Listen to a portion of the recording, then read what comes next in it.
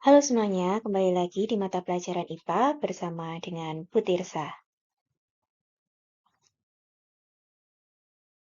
Di video sebelumnya, kita sudah belajar tentang organ peredaran darah, yaitu ada jantung dan juga pembuluh darah. Dan pada video kali ini, kita akan belajar tentang komponen darah.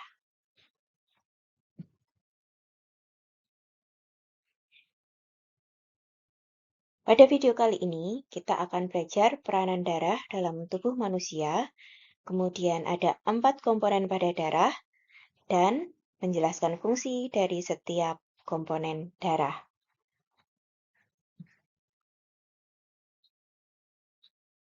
Apakah peranan darah dalam tubuh kita? Darah akan mengedarkan zat ke seluruh tubuh. Darah akan mengangkut zat yang berguna seperti glukosa dan oksigen, serta produk limbah seperti karbon dioksida.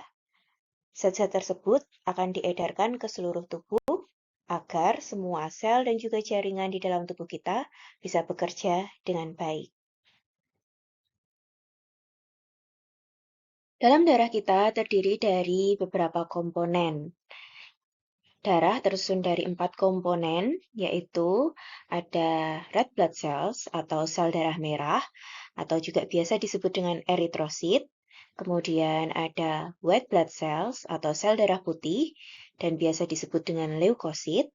Kemudian ada plasma darah, dan yang terakhir ada platelets atau keping darah, dan biasa disebut juga dengan trombosit. Mari kita belajar tentang ciri-ciri dari keempat komponen darah.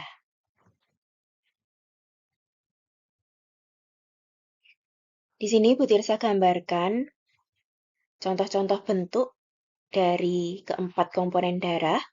Yang pertama ada eritrosit atau sel darah merah. Kurang lebih bentuknya seperti ini. Kemudian ada leukosit atau sel darah putih. Seperti ini.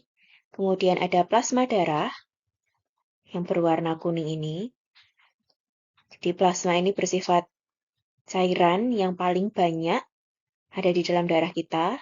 Itu juga yang menyebabkan darah kita bersifat cair. Dan yang terakhir ada trombosit atau keping darah.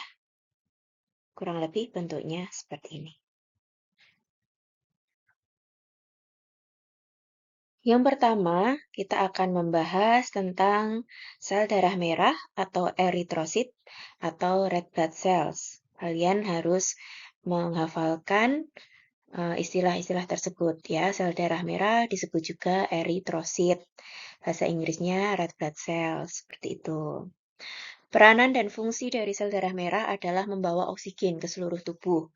Oksigen dari paru-paru yang sudah mengalami pertukaran, maka akan dibawa dari jantung. Ya, jantung akan memompa darah kita ke seluruh tubuh agar seluruh tubuh kita mendapat pasokan oksigen. Nah, yang berperan dalam mengikat oksigen dalam sel darah merah itu namanya hemoglobin atau biasa kita dengar dengan Hb. Kemudian bentuk dari sel darah merah adalah bikonkav. Bikonkav itu ada cekungan di tengahnya, seperti ini. Ya. Jadi ini adalah gambar cekungan, bikonkav. Ini bentuknya sel darah merah seperti ini. Kemudian tidak ada nukleus atau inti sel. Pada sel darah merah tidak ada nukleus. Bentuknya bikonkav dan tidak ada nukleus. Sedangkan persentasenya di dalam darah kita ada 44%. Jadi di dalam darah manusia, eritrosit ini menyusun sebanyak 44%.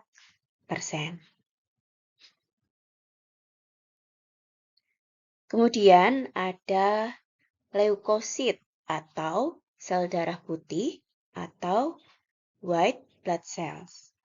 Kurang lebih bentuknya seperti ini. Dia bentuknya tidak tetap. Ya. Dan juga dia ada inti sel. Kalau sel darah merah tadi tidak mempunyai inti sel, kalau sel darah putih mempunyai inti sel. Lalu apa peranan dari sel darah putih atau leukosit? Sel darah putih ini adalah kunci dari sistem imun tubuh pada manusia. Karena di dalam sel darah putih ini nanti akan ada sel-sel darah lain yang akan berperan untuk reaksi pada alergi atau pada virus, bakteri, kuman, penyakit, dan lain sebagainya. Ya, ini peranan dari sel darah putih dan tempat produksinya ada di sumsum tulang. Kemudian presentasenya kurang dari 1% dari seluruh darah yang ada di dalam tubuh kita.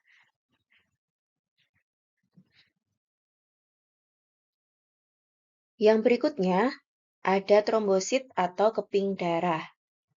Ya, trombosit itu berperan dalam penyembuhan luka atau penutupan luka. Jadi kalau kalian pernah jatuh, kemudian berdarah, terluka, luka tersebut lama-lama akan kering dan juga menutup, itu salah satu peranan dari trombosit.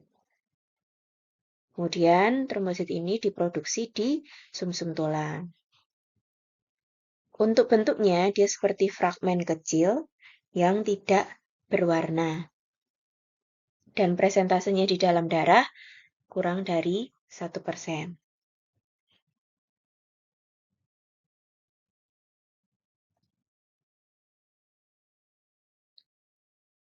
Dan yang terakhir ada plasma darah. Plasma darah ini bentuknya cairan. Jadi cairan yang paling banyak di dalam darah itu adalah plasma darah. Peranan dan fungsinya adalah membawa sel darah merah, sel darah putih, dan juga trombosit ke seluruh tubuh.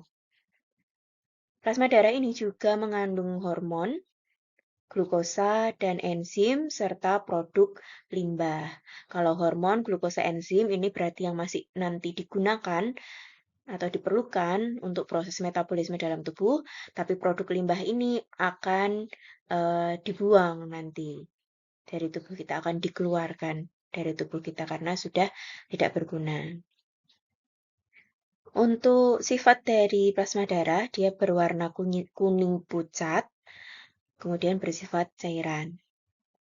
Sedangkan presentasinya paling banyak di dalam darah kita, yaitu 55%. Itulah sebabnya kenapa darah kita cair, karena 55% darah kita terdiri dari plasma yang bersifat cairan.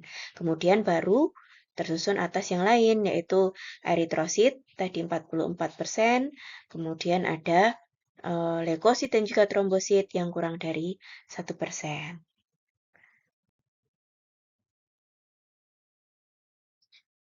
Ya, itu tadi penjelasan Bu Tirsa tentang keempat komponen darah pada manusia. Ada eritrosit atau sel darah merah, ada leukosit atau sel darah putih, ada trombosit atau keping darah, dan juga ada plasma darah. Semoga kalian bisa memahami dan juga bisa mengerti apa yang Bu Tirsa sampaikan dan nantinya bisa berguna bagi kalian. Sampai berjumpa di video selanjutnya. Terima kasih.